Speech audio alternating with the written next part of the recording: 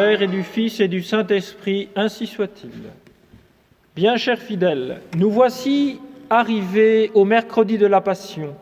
Et dans l'évangile du jour, tiré du chapitre 10 de l'évangile selon saint Jean, les ennemis de Jésus se rassemblent une fois de plus autour de lui pour le questionner et trouver en lui un motif pour l'appréhender, le faire taire et même le tuer. Aussi l'apostrophe-t-il en disant « Si tu es le Christ, dis-le-nous clairement ». Et Jésus de leur répondre « Je vous l'ai dit, et vous ne me croyez pas.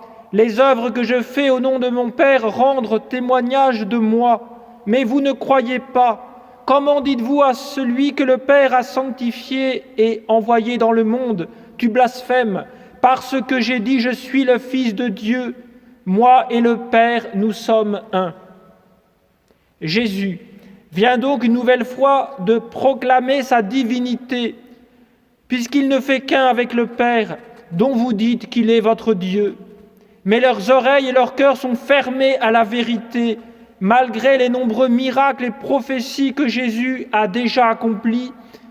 Et les voilà pour l'heure remplis de fureur, et aussitôt ils prennent des pierres pour le lapider. Et Jésus de leur dire « J'ai fait devant vous beaucoup d'œuvres bonnes, pour laquelle voulez-vous me lapider ?»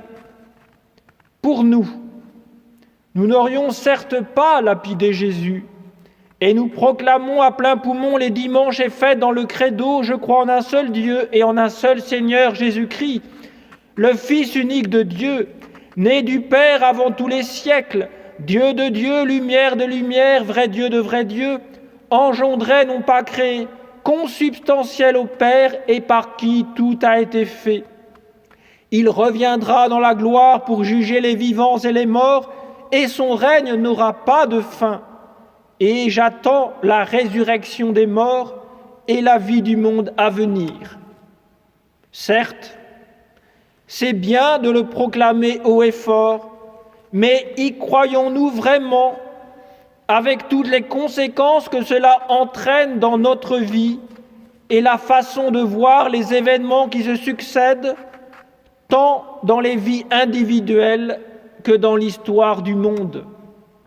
Car voilà une vérité profonde, celui qui croit vraiment à la divinité de Jésus-Christ, vrai Dieu et vrai homme, ne saurait se réduire à une vision naturelle, pour ne pas dire naturaliste, des choses de ce monde et du déroulé de son histoire. Car qui croit en lui sait que le surnaturel est entré en ce monde. Qui croit en lui sait que la providence est toujours à l'œuvre, malgré les calamités, fruits du péché originel, de nos péchés personnels et des péchés publics des nations qui refusent Dieu, ses lois et ses commandements. Oui, qui croit en lui sait que le salut lui est offert malgré son état déplorable de pécheur. Aussi, en ces temps de pandémie, où l'homme redécouvre avec effroi sa mortalité et s'interroge sur le pourquoi, voire l'absurdité de son existence ici-bas, ayons-nous le sens chrétien de l'histoire, comme dont Guéranger nous en parlait déjà en son temps. De même que, pour le chrétien, la philosophie séparée n'existe pas, de même pour lui, il n'y a pas d'histoire purement humaine. L'homme a été divinement appelé à l'état surnaturel. Cet état est la fin de l'homme. Les annales de l'humanité doivent en offrir la trace. Dieu seul pouvait apprendre à l'homme par la révélation tout ce qu'il est en réalité dans le plan divin. Là seulement est la clé du véritable système de l'homme. La grâce, la présence ou l'absence de la grâce entre en première ligne dans l'étude anthropologique. Il n'est pas en nous une seule faculté qui n'appelle son complément divin. La grâce aspire à parcourir l'homme tout entier, à se fixer en lui à tous les degrés. Et c'est afin que rien ne manque à cette harmonie du naturel et du surnaturel dans cette créature privilégiée que l'homme-Dieu a institué ces sacrements, qui la saisissent, l'élèvent, la déifient, depuis le moment de la naissance jusqu'à celui où l'aborde à cette vision éternelle du souverain bien que déjà elle possédait, mais qu'elle ne pouvait percevoir que par la foi. Mais si l'homme ne peut être connu en entier sans le secours de la lumière révélée, s'imagine-t-on que la société humaine, dans ses phases diverses, que l'on appelle l'histoire, pourra devenir explicable si l'on n'appelle pas au secours ce même flambeau divin qui nous éclaire sur notre nature et nos destinées individuelles? L'humanité aurait-elle par hasard une autre fin que l'homme? L'humanité serait-elle donc autre chose que l'homme multiplié? Non, en appelant l'homme à l'union divine, le Créateur y convie en même temps l'humanité.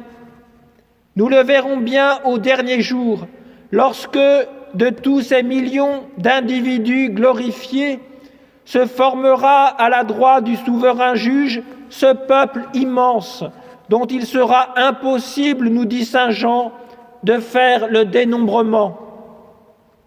En attendant, l'humanité, je veux dire l'histoire, est le grand théâtre sur lequel l'importance de l'élément surnaturel se déclare au grand jour, soit que, par la docilité des peuples à la foi, il domine les tendances basses et perverses qui se font sentir dans les nations comme dans les individus, soit qu'il s'affaisse et semble disparaître par le mauvais usage de la liberté humaine qui serait le suicide des empires.